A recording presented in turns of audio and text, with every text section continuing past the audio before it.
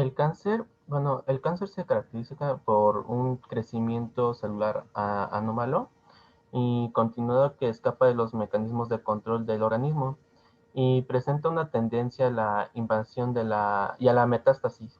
Se alteran principalmente las vías de transducción de señales mitógenas, el ciclo celular y los mecanismos de muerte celular programada o apoptosis.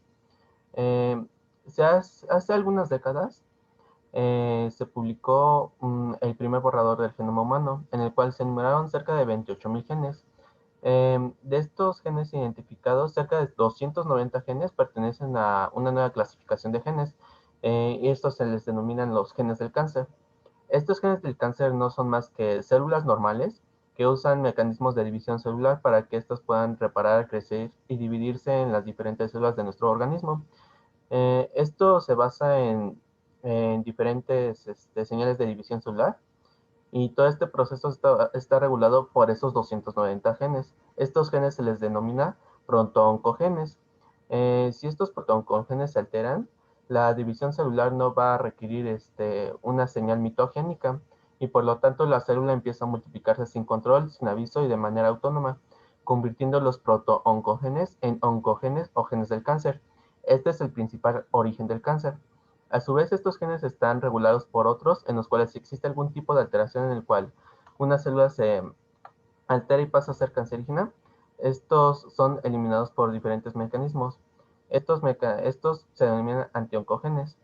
Aquí está la célula normal, ocurre una mutación y esa agresión, la célula responde como que se tiene que reproducir, no responde a que debe de haber un método de apoptosis. Eh, la Agencia Internacional de Investigación del Cáncer espera que la incidencia de la enfermedad, que en 2012 fue de 14 millones, se duplique en el 2035 a 24 o 28 millones. La posibilidad de contraer cáncer en España se sitúa en torno al 42%, ya que afecta a uno de cada dos hombres y a una de cada tres mujeres. En México, el cáncer es la tercera causa de muerte. Fallecen por 14 de cada 100 mexicanos y la expectativa de vida de quienes padecen el cáncer es alrededor de 63 años. El 30% de los diferentes tipos de cáncer que presentan los mexicanos se debe al estilo de vida, al tabaquismo, al alcohol, al sedentarismo y al consumo de alimentos calóricos. También está por la falta de ejercicio y bebidas azucaradas. La Sociedad Mexicana de Oncología considera que además de las elevadas cifras de muertes por cáncer, se deben a los diagnósticos tardíos. El 60% de los casos de cáncer en México es detectado en etapas avanzadas. Por tanto, la epidemia del siglo XXI experimenta un aumento continuo y progresivo, tanto en incidencia como en mortalidad. Eh, bueno, los estadios del cáncer, cabe resaltar que cada tipo de cáncer tiene una clasificación propia, pero la general y en la que la mayoría se basa es la TNM, que es el sistema de estratificación de cáncer de mayor uso. La T se refiere al tamaño y extensión del tumor principal. La N se refiere a la extensión del cáncer que se ha diseminado a los ganglios o nódulos linfáticos cercanos. Y la M se refiere a si se hizo metástasis. Cuando se describe por el sistema TNM, habrá números después de cada letra que dan más detalles acerca del cáncer. Cuando se refiere, cuando tenga una X, eh, no se puede medir o es un tumor primario. Cuando es el cero, es que no puede encontrarse un tumor primario. El T1, eh, T2, T1, 2, 3, 4, se refiere al tamaño y a la extensión del tumor principal. En cuanto más grande es el número después de la T, mayor es el tumor o tanto más ha crecido en los tejidos cercanos. Todavía se pueden describir con más detalles, como por ejemplo T3A, T3B. Eh, Bueno, NX significaría que no puede medirse el cáncer en los ganglios linfáticos. N0, que no hay cáncer en los ganglios linfáticos. N1, N2, N3 se refiere al número y ubicación de los ganglios que tienen cáncer. En cuanto más grande es el número, después de la N, son más los ganglios linfáticos que tienen cáncer. Eh, bueno, y MX significa que no puede medirse la metástasis, M0 que no hay metástasis, y M1 que el cáncer ya tiene unas diseminaciones en otras partes del cuerpo. Este es las fases del cáncer de pulmón. En el pulmón sano es 0, hay una displasia. En estadio 1, que es menor a 3 centímetros, es un pequeño ganglio, es el tumor principal. El estadio 2 es cuando se ha extendido por los ganglios. El estadio 3 se ha extendido a muchos más ganglios y quizás a otros órganos del cuerpo. Y el estadio 4 es que se ha producido metástasis en cerebro, en huesos, en glándulas suprarrenales. Y por lo regular un estadio 3 o un estadio 4 ya es un pronóstico desfavorable. Bueno, los del tratamiento para el cáncer pueden ser alquilantes, que estos fármacos son los más utilizados en la quimioterapia antinoplástica. Lesionan el ADN e interfieren en la replicación celular.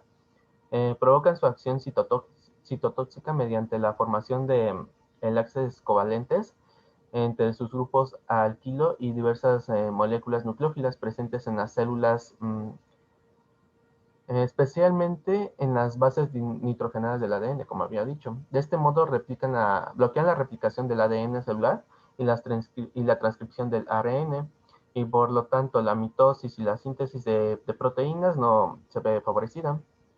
Y también ejercen su acción durante todo el ciclo celular.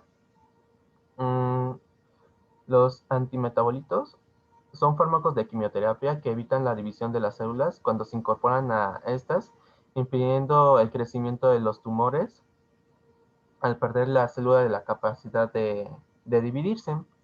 Los antimetabolitos más específicos al ciclo celular atacan las células en fases muy específicas del ciclo. Se clasifican de acuerdo a las sustancias con que interfieren. Está el antagonista del ácido fólico, eh, la primidina, bueno, antagonistas de la primidina, antagonistas de las purinas, inhibidores de las adenosina de aminasa. Eh, bueno, estos fármacos se utilizan a menudo en el tratamiento del cáncer de mama, de colon y de ovario, entre muchos otros. Tenemos a los inhibidores de microtúbulos, que, bueno, más que nada son la vinplastina y la vincristina. Son alcaloides antitumorales que se extraen de la planta Cantaratus ros, conocida como Vincam. La vinplastina es similar en estructura y mecanismo de acción a la vincristina, pero su toxicidad y aspecto de actividad son diferentes. La vincristina y los demás alcaloides de la vinca ejercen sus efectos citotóxicos, interfiriendo con los microtúbulos, por eso son inhibidores de los microtúbulos. Estos son los que forman los haces mitóticos durante la metafase. Así se reinterrumpe el ciclo celular y, bueno, estos alcaloides se unen a subunidades A y B de la tubulina en la fase S del ciclo celular. Como consecuencia, la tubulina no puede polimerizarse para formar los microtúbulos que intervienen en varias funciones celulares, como la formación del uso mitótico, el desplazamiento de neurotransmisores a través de los axones, entre otras cosas, ¿no? Está indicado para linfomas, leucemia, cáncer de mama, cáncer de pulmón, entre otros, ¿no? Bueno, las hormonas son los mensajeros químicos del cuerpo, viajan a través del torrente sanguíneo y hacia los tejidos y órganos. Surten efecto lentamente y con el tiempo afectan muchos procesos distintos. Estos incluyen crecimiento y desarrollo, metabolismo, función sexual, estado de ánimo, entre otras cosas. Las glándulas endocrinas, que son grupos especiales de células, producen las hormonas. Las principales glándulas endocrinas eh, son la pituitaria, la glándula pineal, el timo, la tiroides, las glándulas suprarrenales y el páncreas. Eh, bueno, además están también los ovarios y los testículos, obviamente. Eh, las hormonas son potentes, se necesita solamente una cantidad mínima para provocar grandes cambios en las células e inclusive en todo el cuerpo. Es por ello que el exceso, la falta de una hormona específica puede ser problema serio. Aquí es en donde actúan los antiestrógenos, que son más que nada para evitar el crecimiento y desarrollo de la metástasis en ciertas células, y es como hacen que no se desarrolle el cáncer. La gota es una forma muy común y dolorosa de artritis. Produce hinchazón, enrojecimiento, calor y rigidez en las articulaciones. La gota ocurre cuando se acumula ácido úrico en la sangre, y el ácido úrico surge por la descomposición de unas sustancias llamadas purinas. Las purinas se concentran en todos los tejidos del cuerpo y también se encuentran en muchos alimentos tales como el hígado, los frijoles, los guisantes y las anchoas. Normalmente el ácido úrico se disuelve en la sangre, pasa por los riñones y sale del cuerpo en la orina, pero a veces el ácido úrico puede acumularse en cristales en forma de aguja, y esto cuando se forma en las articulaciones suele ser muy doloroso. También pueden causar piedras en los riñones.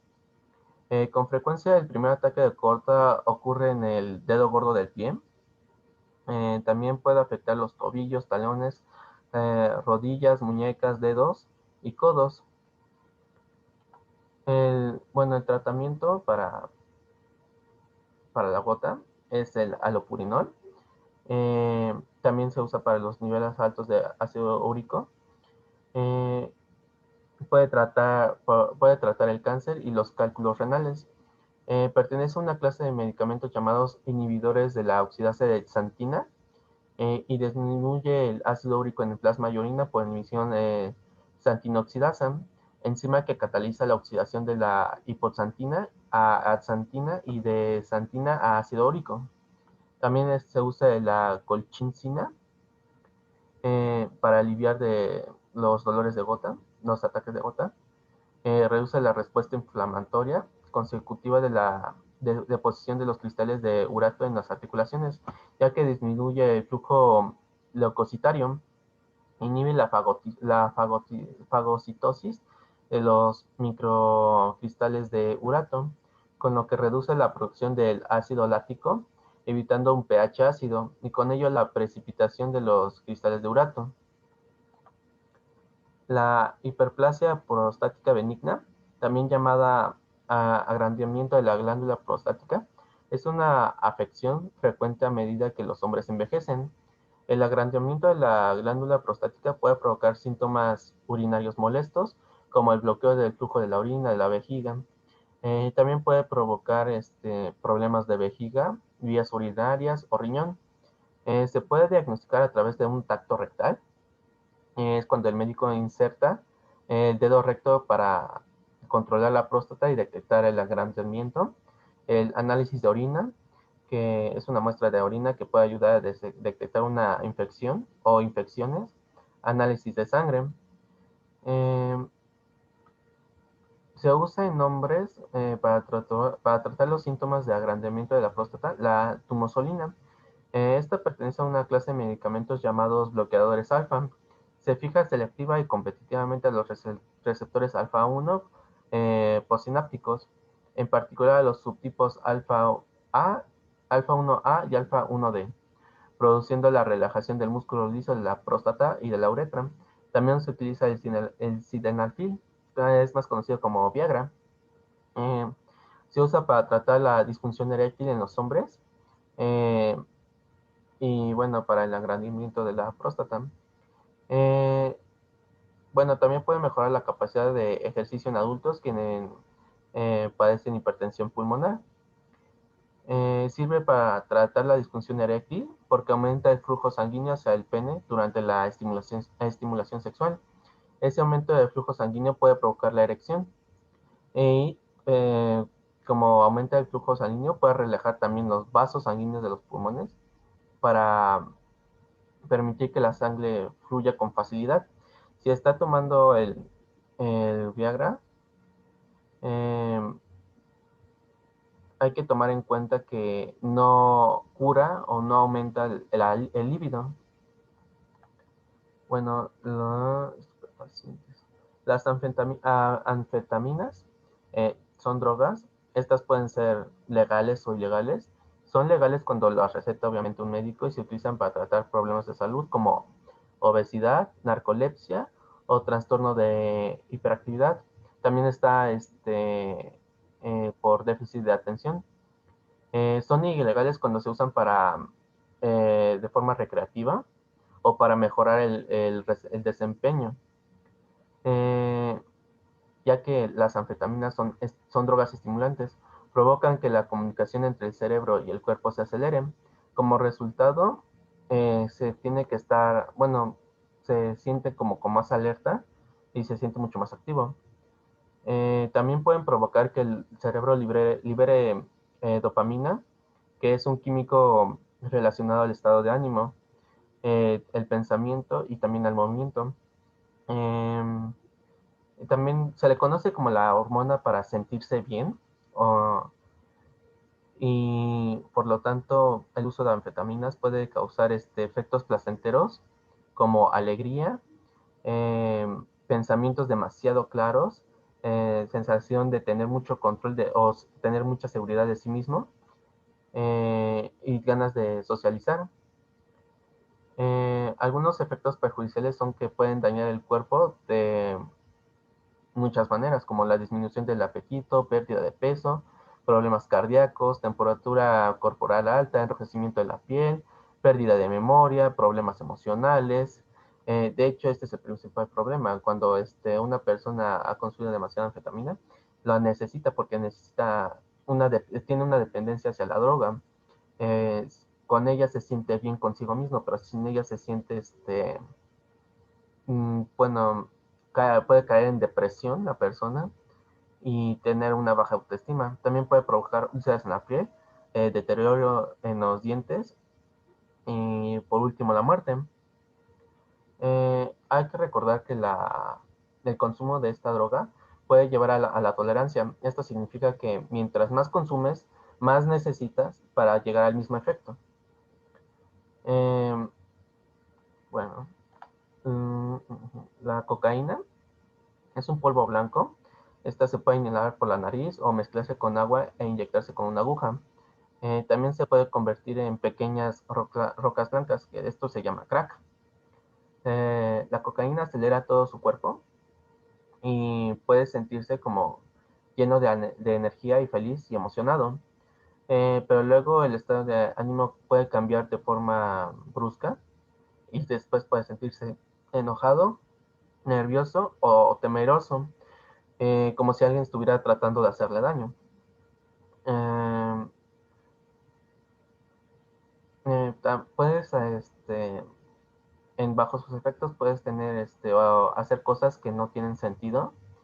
Y después de acabarse la sensación de excitación tras consumir la cocaína, se puede sentirse cansado, triste, es muy parecido a la anfetamina.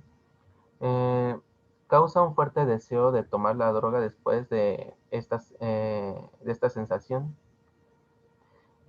La cocaína es un inhibidor de los procesos de recaptación tipo 1.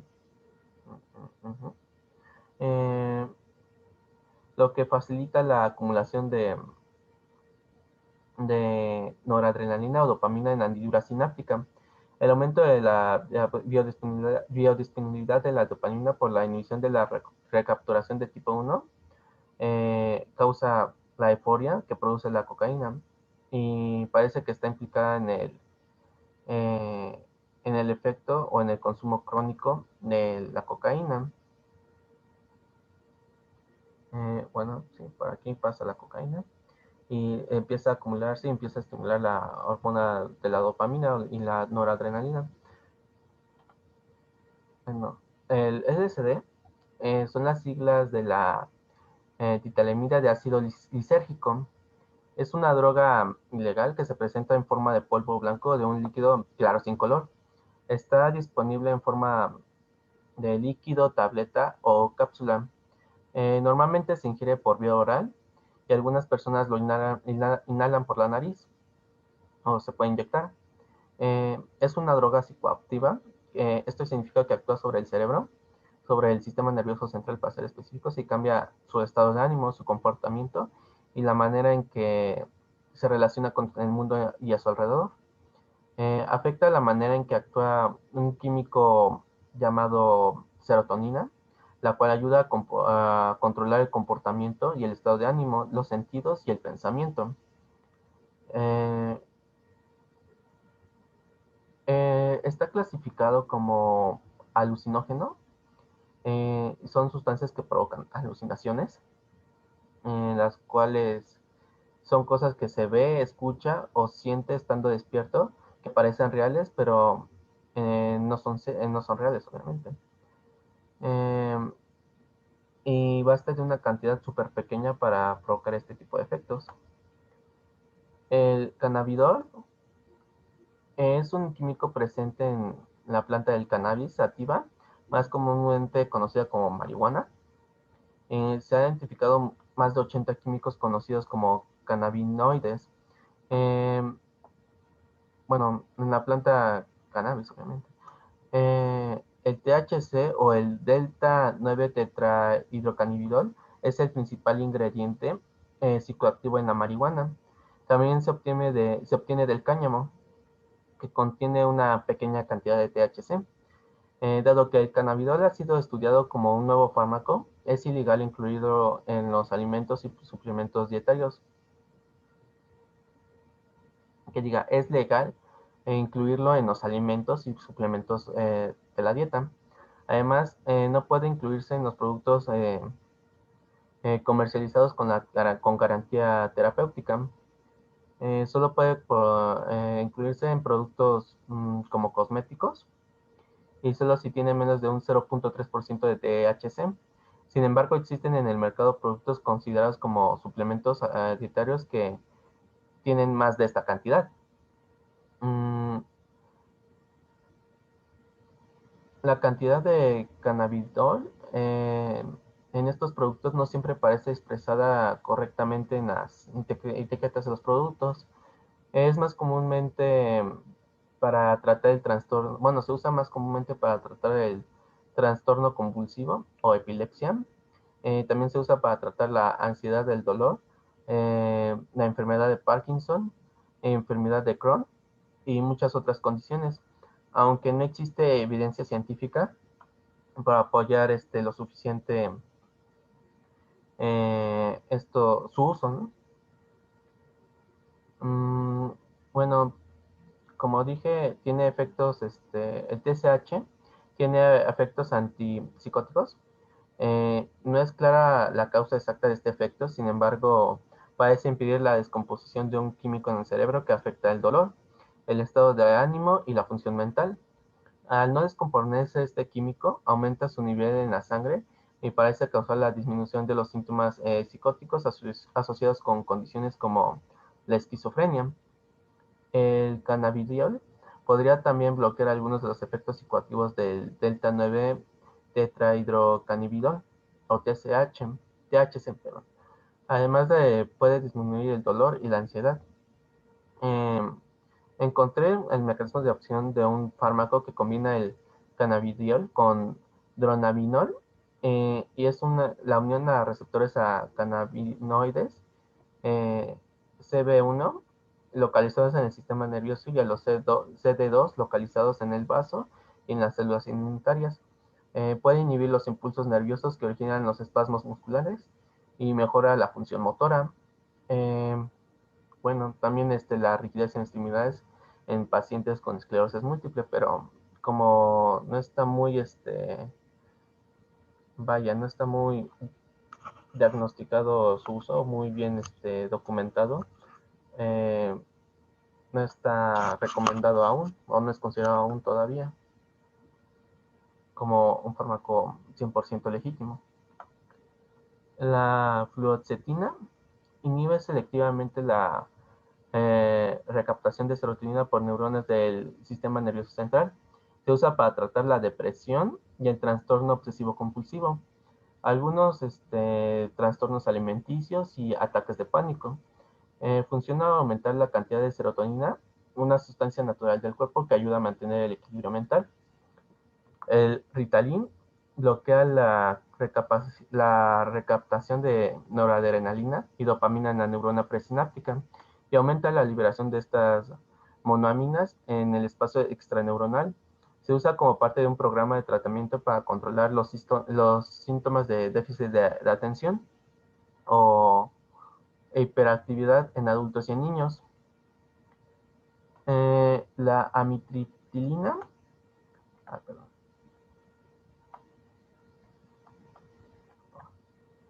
La amitriptilina se usa para tratar los síntomas de la depresión y también está denominado como un antidepresivo tricíclico.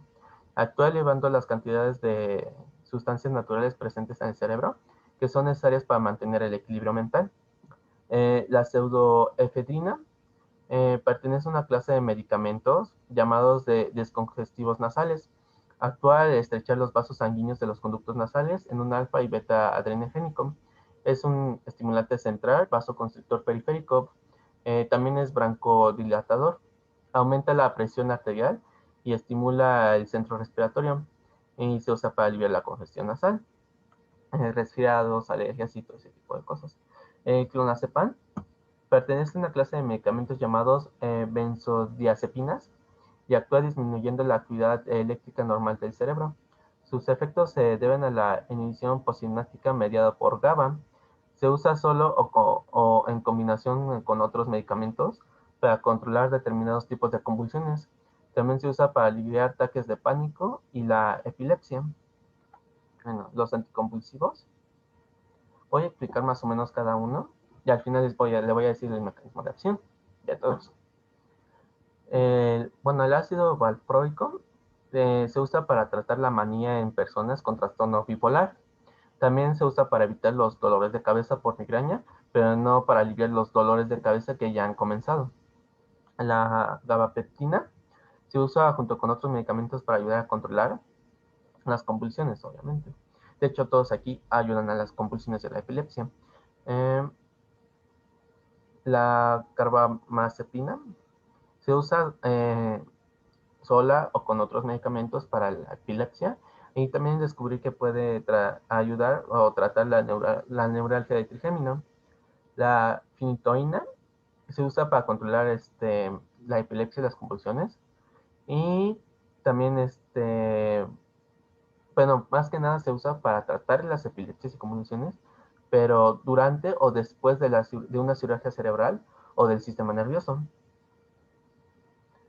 Bueno, aquí están los mecanismos de acción. El ácido valproico aumenta los niveles de GABA y disminuye los aminoácidos excitadores y modifica la conductancia del potasio. La carbamazepina reduce la liberación del glutamato, inhibe los canales de sodio, estabiliza las membranas neurales y deprime el recambio de dopamina y noradrenalina. La fenitoína inhibe la propagación de la actividad compulsante en la corteza motora cerebral. Estabiliza el umbral de provimiento de la difusión de sodio desde las neuronas. También es antiarrítmico y puede ayudar, se me olvidó mencionar que estabiliza las células del miocardio.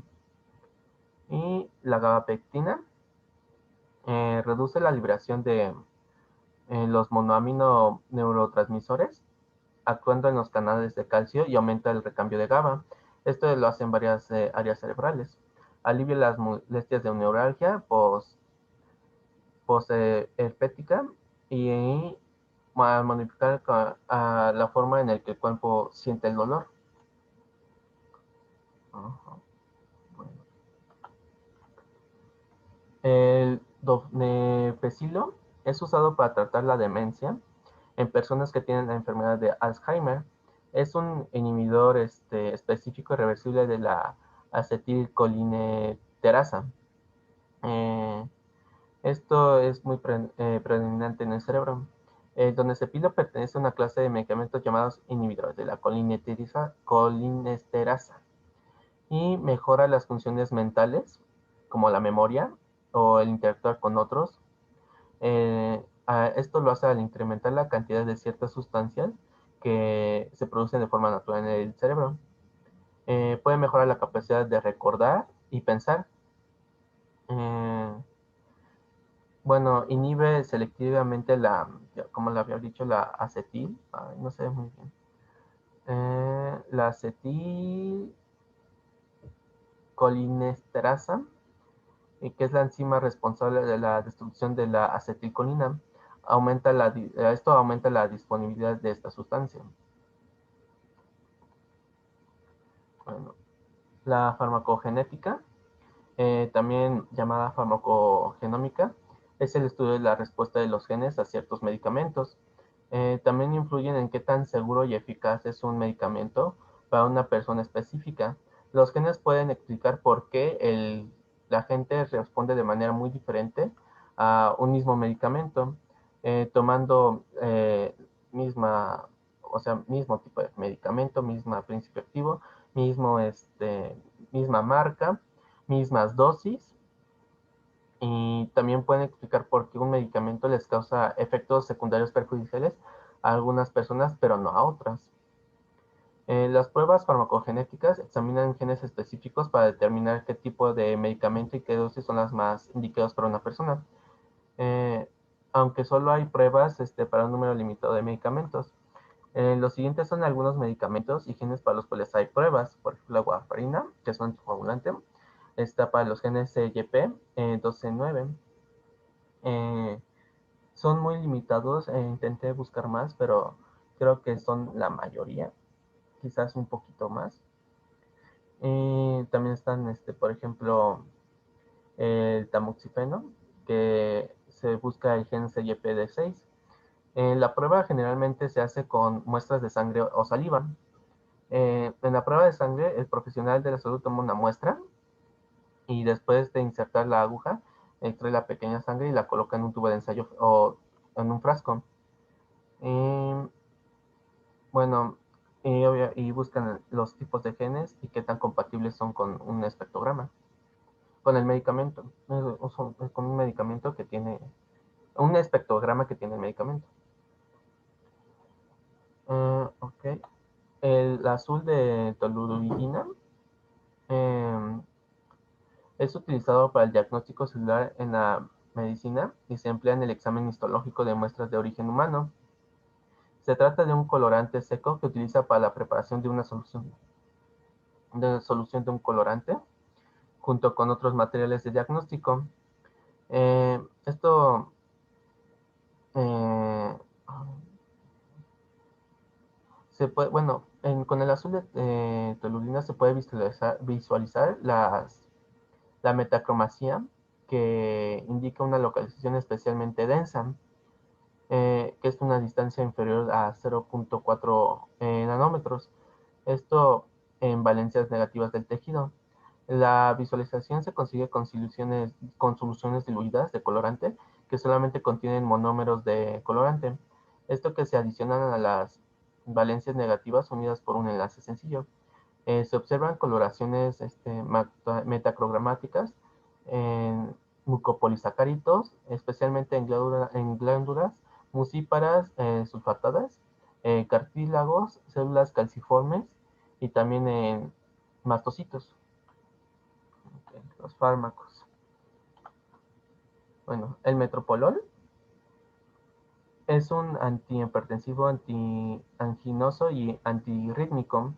Es un bloqueador beta-1 adrenogénico, es muy cardioselectivo y con una actividad simpático-mimética y escasa o nula acción estabilizadora de la membrana.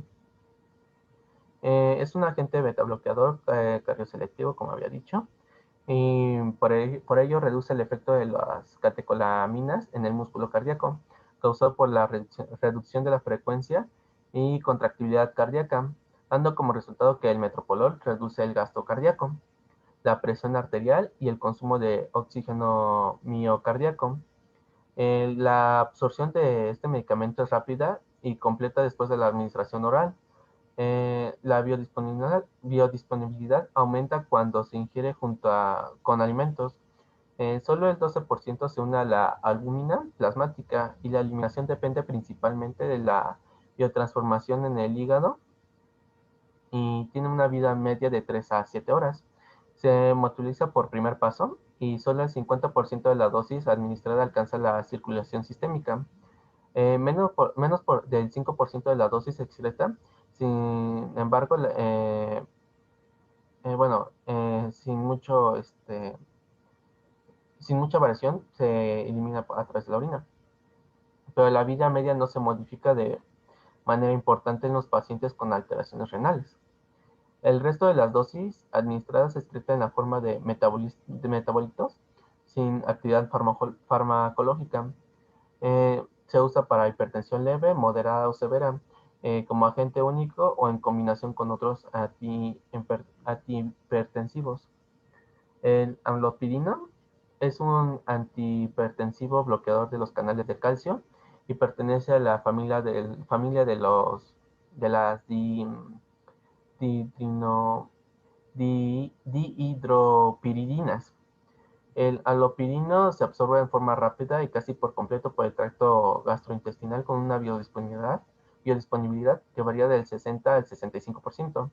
Después de la administración oral, las concentraciones sanguíneas en forma pico se alcanzan en 6 a 9 horas, con una vida media de 48 horas en pacientes con hipertensión y de 65 horas en pacientes geriátricos.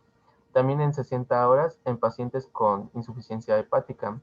Tiene una vida media de eliminación prolongada de 35 a 50 horas y una concentración plasmática en estado estable de 7 a 8 días.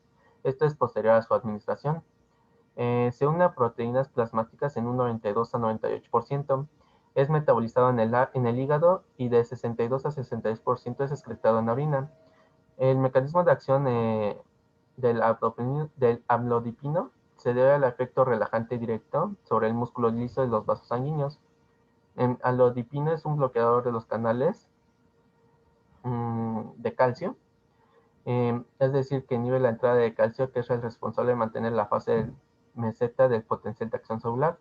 Actúa principalmente sobre los tejidos en los cuales la despolarización depende del flujo de calcio más que del de sodio, por lo que la acción del amlopirino se desarrolla en el músculo liso vascular. También se desarrolla en células miocardíacas, células de los nodos sinoauricular y auriculoventricular. El amlodipino está indicado como tratamiento inicial de primera elección en la hipertensión arterial y también puede usarse como monoterapia para el control de la presión arterial sanguínea en la mayoría de los pacientes. El omeprazol es eh, un inhibidor específico de la bomba de hidrogeniones en la célula parietal gástrica. Es una base débil que se concentra y pasa a la forma activa en medio de extremadamente ácido de los canalículos. Eh, Esto inhibiendo la enzima y de los hidrogeniones, potasio ATPase, es decir, la bomba de los protones. Este efecto es el paso final del proceso de formación del ácido gástrico. Es dosis dependiente y proporciona inhibición altamente eficaz tanto de la secreción ácido basal como en la secreción ácida estimulada independientemente. Eh, Se recetan normalmente 20 miligramos de omeprazol una vez al día y, y esto produce una rápida y efectiva inhibición de la secreción de ácido. De esto de forma diurna y nocturna, consiguiéndose un efecto máximo en los primeros 4 días de tratamiento. Eh, es lábil en presencia de pH ácido, por ello se administra de forma de gránulos con un recubrimiento esférico y encapsulado. Esto se deshace al llegar al estómago. La absorción tiene un lugar en el intestino delgado, complementándose de 3 a 6 horas. La biodisponibilidad sistémica de una dosis oral es de aproximadamente del 35%, incrementándose a un 60% después de la administración repetida una vez al día. La ingestión con alimentos no interfiere en la biodisponibilidad y la unión de proteínas es alrededor del 95%. Es metalizado completamente en hígado y no se ha encontrado efecto sobre la secreción gástrica. Está indicado para úlceras, para acidez estomacal esofagitis por flujo gastroesofático y tratamiento también como del síndrome de Schollinger-Ellison, entre otros. El Celecoxib está indicado en adultos por el alivio asintomático en el tratamiento de la artrosis. Esto es en artritis reumatoide y de la espondilitis anquilosante. Es un fármaco inhibidor selectivo de COX-2 con efectos antiinflamatorios y analgésicos muy similares y con menos lesiones gástricas agudas que los otros AINES. Eh, tiene un tiempo máximo, una terapia máxima en 3 horas. Y bueno, esto es si se aumenta linealmente la dosis. Es en un rango de 100 a 600 miligramos. Eh, la comida retrasa la concentración máxima y aumenta, mm, bueno, se une un 97% a proteínas plasmáticas, sobre todo a la albúmina. Su volumen de distribución desde eh, 455 L. Sufre un extenso metabolismo hepático, procesos de conjugación y oxidación en la enzima CYP2C9, transformándose en tres metabolitos inactivos. Su vida media es de 8 a 12 horas. Y bueno, se me fue varias cosas de perdón. El furosemide se utiliza sola y en combinación con otros medicamentos para tratar la hipertensión arterial y edema. Inhibe de manera principal la absorción de sodio y cloruro, no solamente en los túbulos proximal y distal, sino también en la asa de Henle. El alto grado de eficacia se debe en gran medida al sitio de acción único. Se une ampliamente a las proteínas plasmáticas, en especial a la albúmina, y las concentraciones plasmáticas se encuentran desde 1 a 400 microgramos sobre mililitro. Se une entre un 91 a un 99% en los individuos sanos. La unión libre-proteína es de 2.3 a 4.1% en concentraciones terapéuticas. El inicio eh, de diuresis después de la administración ocurre después de 1 hora y el efecto máximo ocurre dentro de la primera o segunda hora y la duración del fármaco es de 6 a 8 horas. En hombres sanos, en ayunas, la biodisponibilidad promedio de este medicamento es del 64% y se absorbe en un tiempo cercano a 90 minutos, 87-90 minutos. Y las concentraciones plasmáticas máximas aumentan conforme aumenta la dosis. La vida media terminal es de aproximadamente 2 horas y se excreta significativamente en orina. Y como dije, se utiliza para la hipertensión arterial y el edema. El heterocoxib está indicado en el alivio sintomático de la artrosis, de la artritis reumatoide y en el dolor de los signos de inflamación asociados a la gota. Está indicado en adultos y adolescentes de 16 años de edad y mayores para el tratamiento a corto plazo o moderado también de cirugía dental.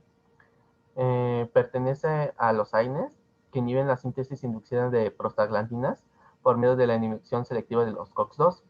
Es responsable de su efecto analgésico y antiinflamatorio. Posee una buena absorción por vía oral, que no se ve modificada significativamente por la ingesta de alimentos, y se une a proteínas plasmáticas en un 92%. También se metaboliza por enzimas del citocromo P450 y se elimina principalmente en forma de metabolismos en orina en un 70% y en heces en un 20%. La semivida de eliminación se sitúa a las 22 horas aproximadamente y lo que se permite una única administración diaria. Y por último, es salmeterol. Está indicado en el tratamiento regular a largo plazo de la obstrucción reversible de vías respiratorias. Esto es causado por asma y bronquitis crónica. Es un agonismo selectivo de acción prolongada de los receptores beta-2 adrenogénicos y inhibe la liberación en el pulmón de mediadores procedentes de mastocitos. Inhibe así la respuesta del alérgeno inhalado y atenúa la hiperactividad bronquial. Se administra por inhalación oral. Después de la inhalación, una cantidad mínima de fármacos se absorbe sistemáticamente para producir concentraciones plasmáticas de 0,1 a 0,2 miligramos sobre litro. Esto es en sujetos sanos. La aparición de los efectos terapéuticos es del 15% en flujo respiratorio forzado en un segundo y se produce aproximadamente a los 14 minutos con el salmeterol en aerosol, en comparación a los 7 minutos del salbutamol. El efecto pico es después de 3 a 4 horas a la inhalación oral y el tiempo medio de la acción terapéutica con el polvo de inhalación es de 30 a 50 minutos. Los efectos broncodilatadores persisten mucho más, de manera que la mitad del efecto máximo se observa a las 12 horas, mientras que en el salbutamol eh, vuelven a la línea base a las 6 horas más o menos. La unión a proteínas es de aproximadamente 94 al 98% y el metabolismo se produce a través de la eh, hidroxilación y la excreción principalmente en las heces. La vida media de eliminación del salmeterol administrada por vía oral es de aproximadamente de 3 a 5 horas. Ok, bueno, yo encontré este análisis clínico, bueno, estos datos clínicos, este examen. Eh, por lo que vemos, está analizando el T3, que es la trionotironina, y la T4, que es la tiroxina. Estas son secretadas por las glándulas tiroides y juegan un rol importante en la vida y desarrollo de una persona. Eh, bueno, estas más que nada desarrollan, estimulan el crecimiento y la maduración del sistema nervioso central. Y también en la etapa adulta regulan el metabolismo de todos los órganos y sistemas. Ok, están presentes en la sangre de dos formas diferentes.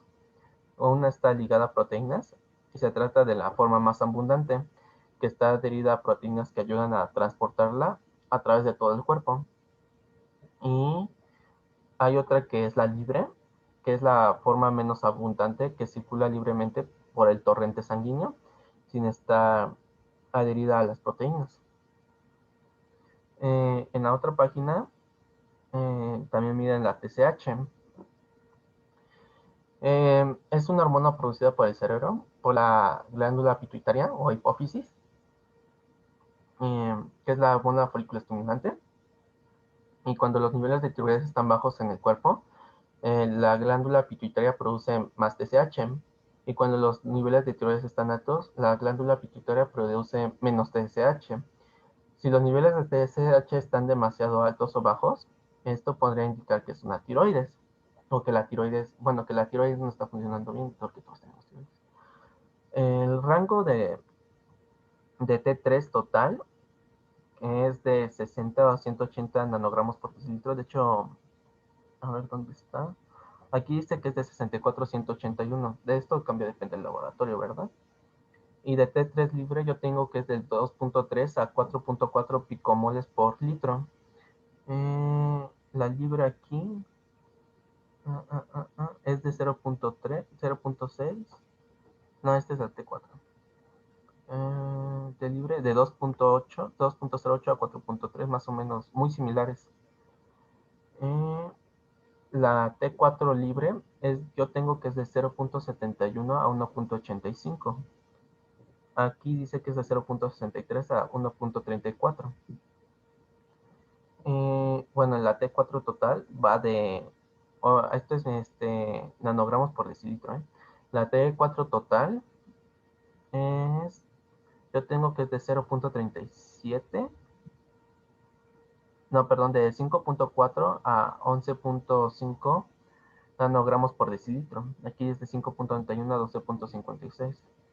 Y los niveles normales de la folículo estimulante, yo tengo que es de 0,37 a, 0, a 4,7. Esto es igual nanogramos sobre decilitro.